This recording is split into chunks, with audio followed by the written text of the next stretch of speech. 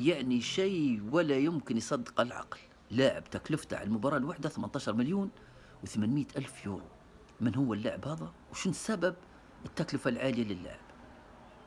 اللاعب هو نيمار دي سيلفا البرازيلي.